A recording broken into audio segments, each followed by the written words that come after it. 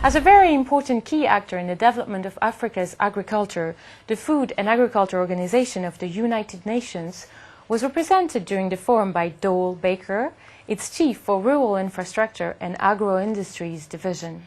Doyle Baker thinks that the developing Africa's agri-food sector is still being crucial for creating economic opportunities in the continent and that lots of progress have recently been achieved. Well, we're making quite a bit of progress. I mean, the agribusiness and private sector have been an integral part of Africa's development for decades, really. The main change that's going on now is that the development partners in Africa and the governments in Africa are waking up to the value of the private sector, and what this is starting to do is it's starting to mainstream the role of the private sector in development. It's not like it hasn't been there before, but it's being mainstreamed. By mainstreaming it, there's a broader involvement in terms of dialogue with the public sector. There's more financing going into collaborative activities. So a lot's changing very, very rapidly. That's hopefully going to fundamentally change the landscape as far as private sector development in the coming 10 years, 15 years. With Doyle Baker, we have also mentioned the issue of competition for land between agriculture and other industries like biofuels and allocation for construction. He basically calls for more international responsibility to solve the problem. It's a difficult issue, obviously, and I don't want to speak for all of FAO on this. There's great public concern with the potential of displacement of local populations from significant land acquisition by companies. And so there is a need for some type of international action to make sure that investment is responsible. In fact, the FAO right now with other organizations is pretty far along in developing what are called voluntary guidelines for responsible investment. And these aren't going to be of a regulatory nature, but they certainly will guide governments and private sector in terms of what types of land acquisitions are responsible and what needs to be done. Many in Africa also worry that there might be a contradiction between the will to feed Africans and the competitiveness of the modern productive business model that involves private investment. But for Doyle Baker, it works the other way around. Here are his arguments. Well, let's put it this way. There are people in my organization, FAO, that do believe that. I absolutely think the opposite. Let me again use examples. You have a large number of urban areas growing on the coast of West Africa. Some of the best and most productive land is in more of the moist savannas to the north. Unless there's a way of linking those supply areas to urban areas, which are by definition food deficit areas, or to the Sahelian zone above, there's never going to be food security. And the same thing as you start thinking in terms of West Africa, East Africa, and Southern Africa, you have food supply zones, and then you have urbanization. And remember, Africa is going to be more than 50% urban within another decade or two. Plus, there's certain areas, whether it's the Horn of Africa or elsewhere, that are always going to be food deficit.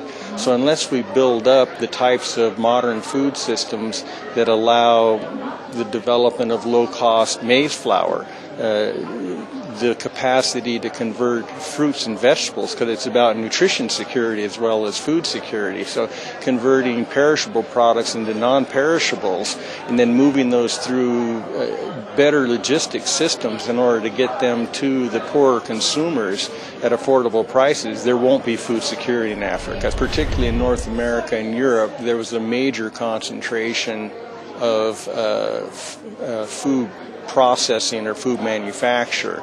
And more recently, there's been a major concentration of food retailing. And then as a response, particularly in North America, there was a concentration in food production.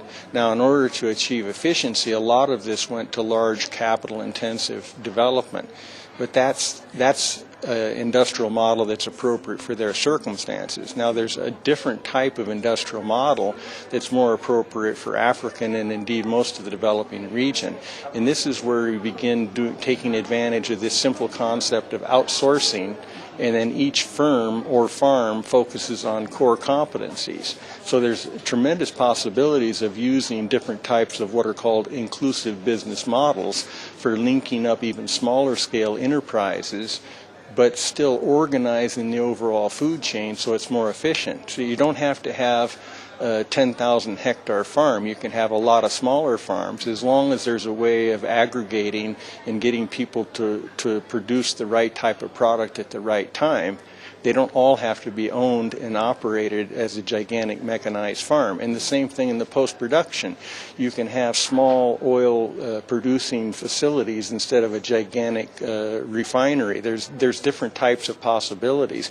And the African model that we're advocating is to look for different types of commercially viable business models that are also inclusive of smallholders and medium scale. And sometimes they're going to be owners, sometimes they're going to be producing under contract. But there's definitely appropriate solutions for Africa. The challenge that we're all facing and that have been talked about in this conference is getting the balance right between moving towards more efficient ways of organizing business and markets that are remaining inclusive, if not all smallholders, of smallholders that are ready to make the transition to be reliable suppliers. The forum was also an occasion for different businesses to present ideas that can help African farmers and especially small-scale farmers. Bolton Group is a British company which business is focused on Africa. It operates in 15 sub-Saharan African countries, delivering projects and business solutions for agriculture, public health, engineering and communication technologies. Yarif Keda is the head of Agro Division in Bolton Group and is based in Kenya.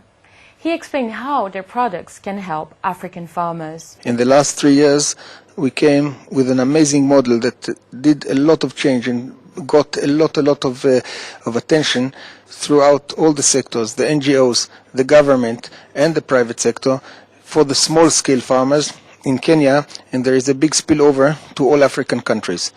The idea is to ask yourself, when we started it as a holistic approach, to ask ourselves, why is it that the farmer in Africa is not always succeeding, the small-scale farmer, while in Europe you can see the small-scale farmer is succeeding with the same amount, with the same plot?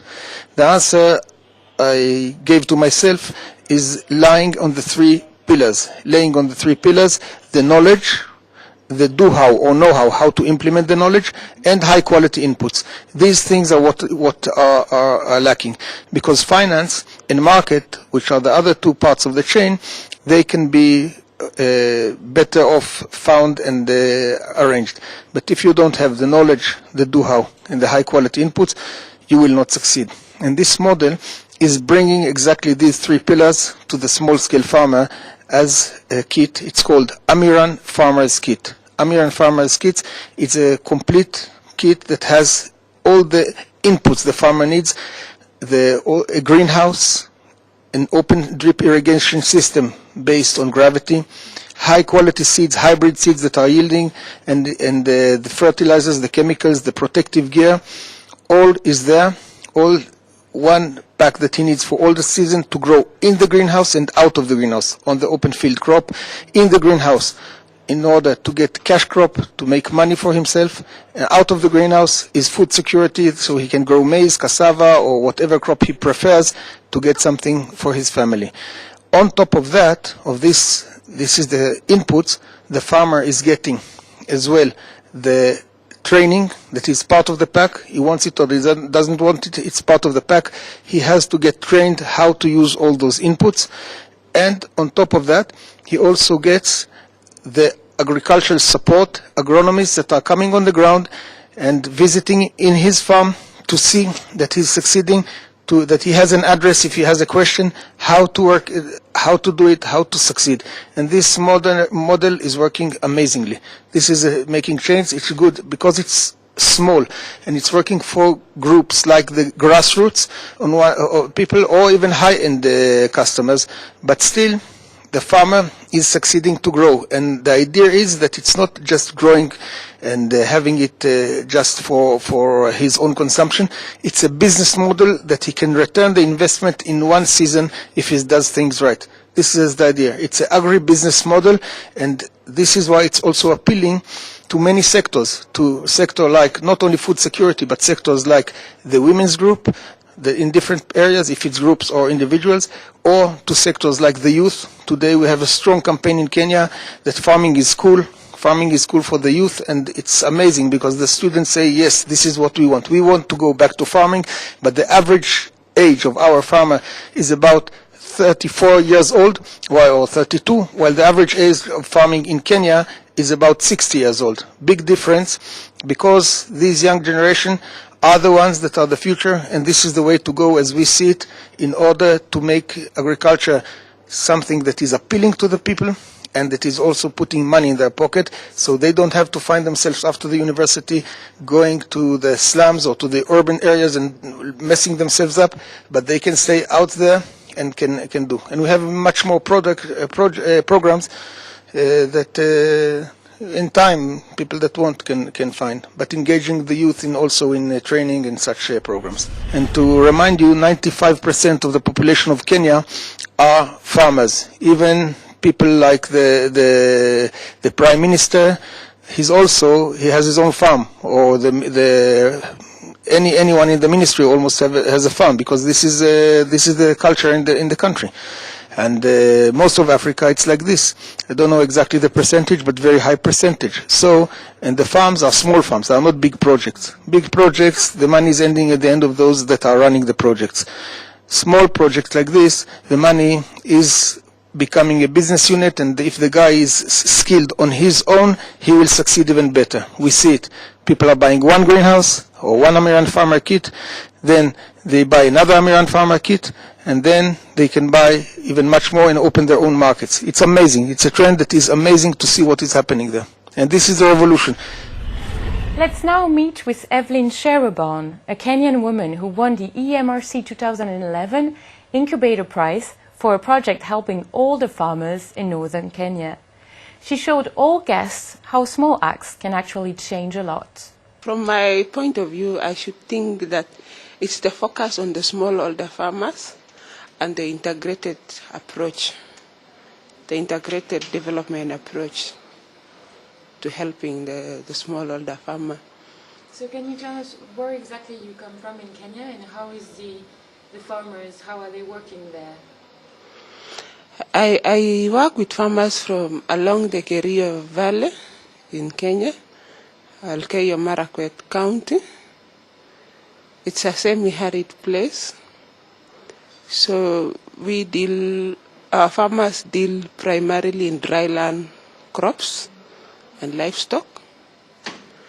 And my work has been to organize and mobilize these farmers to come together so that they can use their numbers to leverage themselves in the marketplace, in accessing inputs, in connecting to markets, in accessing financial services, and information on agriculture and technology. The farmers, as I said, they are from the semi-arid area. They face a lot of challenges related to infrastructure. The road network is very poor. That means individually their ability to access critical services has been a big challenge. And so by coming together through this program, they have been able to access all the services they need to make agriculture make a difference in their life. They have become actors, active actors in the agricultural value chain with returns in the income. They are able to plan for their families based on their farming activities, something that was very difficult before. Another relevant example of changing environment in African agriculture is the case of South Sudan, the continent's youngest country. Born in July 2011, the nation is only 4 months old. Betty Ogoaro is Minister of Agriculture of South Sudan. She is well aware of her country's numerous challenges regarding agriculture and development in general. And she strongly believes foreign investment is the key reply. South Sudan just emerged of war. We are only 3 months old. We are a baby. So the need for food in South Sudan is huge. Currently, Ministry of Agriculture is looking forward to have partners in the private sector who can team up with the government to produce mainly cereal, which is sorghum, maize, and rice. We have the potential. South Sudan is a very rich country with a rich soil. So cereal is the main, because it is the main staple food, and there is a deficit. The farmers are not able to produce enough. So there's a deficit at the moment. So we are looking forward to produce cereal as a staple food first. And we are also looking at other crops. Sugar is another potential, because we are completely importing sugar from neighboring and other countries. As far as India, we are also looking at improving on our cash crops. We have coffee and tea, which can be improved, which can be built, which can be used for cash crop. And we have very good zones that grow tea and coffee very well.